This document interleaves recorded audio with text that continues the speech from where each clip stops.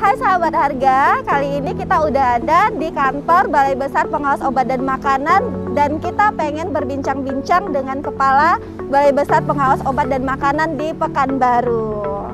Yuk kita ke sana.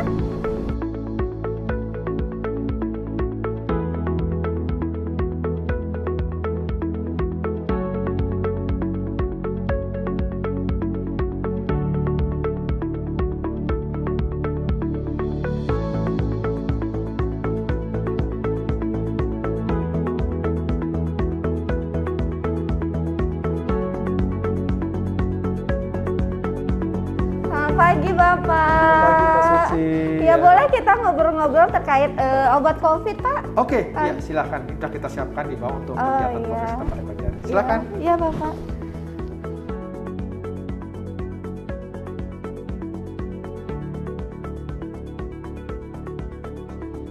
Assalamualaikum warahmatullahi wabarakatuh. Semangat pagi sahabat Arga. Perkenalkan, saya Apoteker Suci dan saat ini saya sudah berada di kantor Balai Besar Pengawas Obat dan Makanan dan tentunya bersama juga dengan Kepala Balai Besar Pengawas Obat dan Makanan yaitu Bapak Apoteker Yosef Dwi Irwan SSI. Selamat pagi Bapak. Selamat pagi. Iya, sehat Pak. Alhamdulillah sehat. Alhamdulillah. Salam sukses, salam sehat, salam bahagia seluruh sahabat Arga dimanapun berada. Oke, terima kasih Bapak. Nah kali ini di podcast kita kali ini kita akan berbincang-bincang ringan ya Pak mengenai seputar pandemi, seputar dengan obat COVID gitu yang memang sekarang ini marak dicari oleh masyarakat gitu ya Pak. Nah langsung saja ya Pak, pertanyaan pertama, apa sih tanggapan BPOM terkait peningkatan obat COVID yang ada di masyarakat? Iya.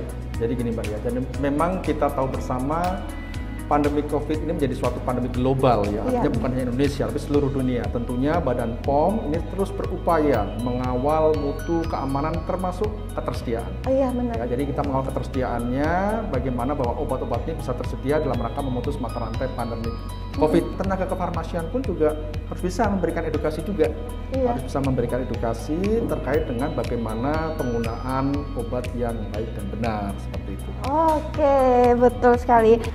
Apa yang sebaiknya tenaga farmasi lakukan atau sikapi dalam menghadapi permintaan obat COVID yang terlalu tinggi di masyarakat, sedangkan ketersediaan obat tersebut kurang atau bahkan kosong di distributor?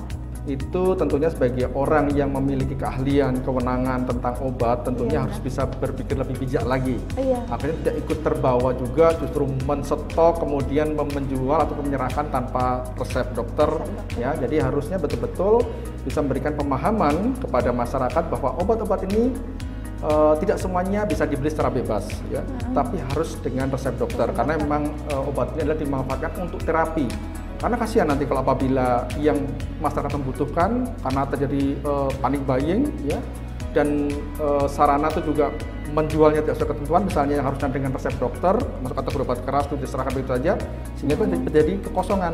Dan saya harap juga tenaga kefarmasian, termasuk yang di sarana distribusi ya, ataupun di pelayanan, itu juga ikut melaporkan. Karena saat ini kan memang ada surat edaran, ya, surat edaran dari Deputi Pengawasan Bidang Obat, Narkotik, Psikotropik, prekursor dan juga zat adiktif yang kami terbitkan terkait dengan pelaporan beberapa obat. Tujuannya adalah pelaporan beberapa obat COVID ya, pelaporan obat-obat COVID itu tujuannya untuk melihat ketersediaan. Jadi melalui pelaporan ewas.pom.go.id, sedangkan kalau yang di Saryanfar itu ada melalui email, tapi bisa di-download juga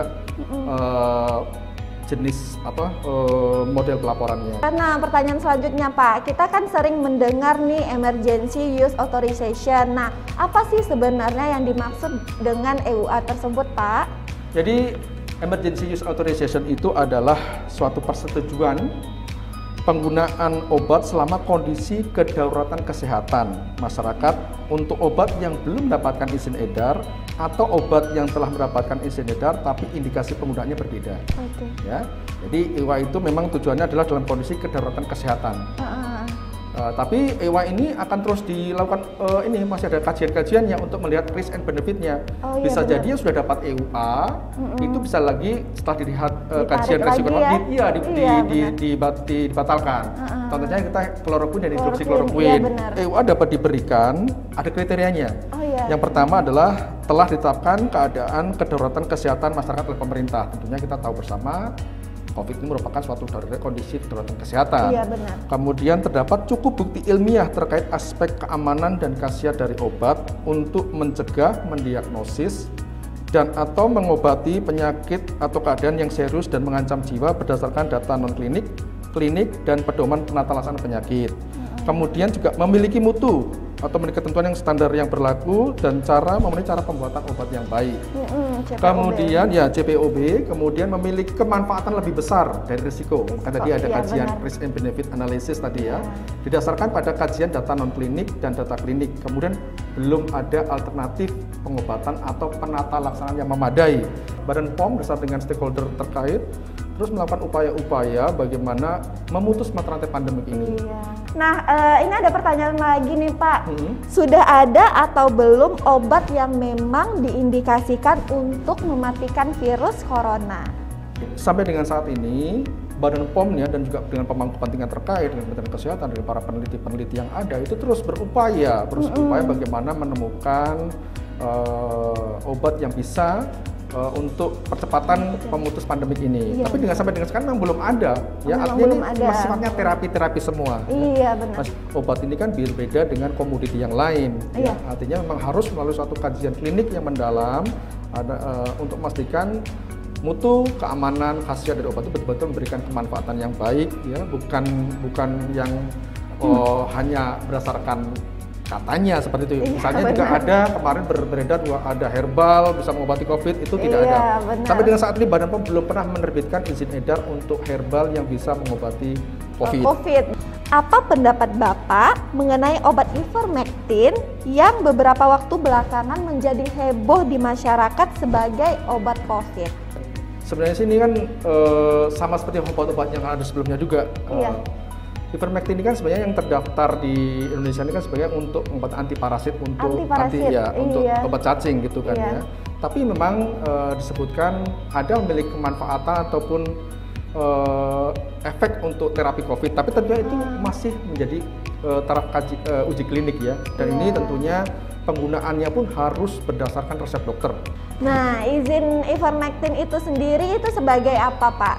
Tadi itu saya sampaikan, sebenarnya kalau yang SE itu memang masyarakat mungkin menafsirkan yang berbeda. Sebenarnya tidak seperti itu. Sebenarnya kan EUA untuk obat terapi COVID itu hanya untuk remdesivir dan favipiravir. Tapi kan memang sebelumnya kan ada tuh penerbitan HET untuk obat-obat COVID, di mana masuk ivermectin. Tapi ivermectin lagi ini masih dalam tahap uji klinik, ya, uji klinik di bawah pengawasan tenaga kesehatan, dokter di sana, ya. Apa tanggapan Bapak terhadap peningkatan permintaan antibiotik azitromisin yang dikaitkan dengan isu COVID atau kasus terkonfirmasi positif COVID? Nah, bahkan memang ada yang meminta tanpa resep baik secara langsung maupun secara online. Sebenarnya sama. Artinya bahwa prinsip-prinsipnya obat keras itu kan harus dengan resep dokter. Azitromisin kan masuk antibiotik, ya. Benarnya azitromisin, artinya semua antibiotik itu seharusnya harus dengan resep dokter, karena ini terkait dengan nantinya resistensi antimikroba. Jadi khawatirnya kalau masyarakat membeli secara bebas obat-obat antibiotik ini tanpa resep dokter akan jadi resistensi mikroba itu. Dan saya inginnya mendorong bahwa seluruh sarana pelayanan kesehatan, khususnya di apotek, khususnya di apotek, betul-betul marilah kita bersama-sama menjadi apoteker yang profesional, apoteker bertanggung jawab, memastikan bahwa pemberian antibiotik harus berdasarkan atas resep dokter. Pemerintah memperbolehkan konsultasi dan pemberian terapi lewat telemedicine. Nah, apakah boleh resep online itu dijadikan bukti resmi resep yang digunakan pasien dan bagaimana sih prosedurnya? Sebenarnya terkait dengan untuk pengawasan peredaran obat dan makanan yang dijual ataupun diedarkan secara online itu diatur di Perbe POM nomor 8 tahun 2020. Iya benar. Jadi ada, bukan hanya serta-merta kita tuh boleh menjual secara online tuh, tidak, diatur ya. Artinya pertama produknya kalau obat makanan itu harus memiliki izin edar. Khusus obat ini lebih spesifik lagi. memang bisa obat bebas terbatas sampai dengan obat keras, tapi narkotik psikotropik tidak boleh. Secara online ya. Yang obat keras pun itu ada aturannya. Itu harus bekerja sama dengan penyelenggara sistem elektronik farmasi. Jadi ada lembaga khusus juga, badan hukum yang sekecil itu yang bisa memastikan, menjamin ketersediaan data, ketelusuran data nantinya. Dan resep itu harus nanti resep aslinya harus ada juga, dibawakan, diserahkan. Memang bisa secara bisa secara elektronik, tapi nanti harus juga di pihak penerima apoteknya itu harus tertulis juga. Ya betul, dan itu nanti pengantarannya pun itu juga bisa secara dari pihak apotek ataupun dari pihak ketiga, tapi harus disertai dengan informasi yang jelas dan harus ada sistem yang memastikan pasien itu bisa berkomunikasi dengan apoteker. Yang paling penting tuh apoteker yang ada di apotek harus edukasi ya Pak, harus memberikan informasi. Nah itu sangat penting sekali ya. Titik poin penting bagi tata laksana kesehatan itu justru dari apotekernya yang ada di apotek gitu Pak. Oke, pertanyaan yang terakhir, apa pesan Bapak kepada masyarakat dan juga tenaga kesehatan dalam menghadapi pandemi dan permintaan obat COVID yang memang terlalu tinggi? Ya, tentunya kalau saya sih menghimbau dan menyampaikan kepada seluruh masyarakat, termasuk tenaga kesehatan, tentunya bagian dari masyarakat ya, bagaimana kita menyikapi dengan bijak terkait dengan masalah ketersediaan, permintaan yang tinggi. Artinya kita saat ini harusnya lebih pada upaya-upaya penerapan protokol kesehatan dengan baik, 6M. Harus kita laksanakan, mendukung program-program pemerintah, vaksinasi, PPKM, seperti kita harus betul-betul menjalankan dengan baik. Janganlah mempercayai berita-berita yang tidak terjamin kebenaran atau hoax. Iya, hoax ya. Kecuali memang dari lembaga ataupun pemerintah yang memiliki otoritas untuk itu, ataupun dari tenaga-tenaga kesehatan yang memang kredibel ya. Dan tentunya tenaga kesehatan juga berperan penting ini untuk membantu menginformasikan kepada masyarakat ya. Informasi kepada masyarakat sehingga masyarakat tenang, tidak panik buying, seperti bahwa prinsipnya yakinlah bahwa pemerintah ini adalah berupaya memberikan yang terbaik, memberikan jaminan mutu keamanan, khasiat, termasuk ketersediaan. Terima kasih. Assalamualaikum warahmatullahi wabarakatuh. Salam sehat keluarga. Waalaikumsalam warahmatullahi wabarakatuh. Terima kasih Bapak.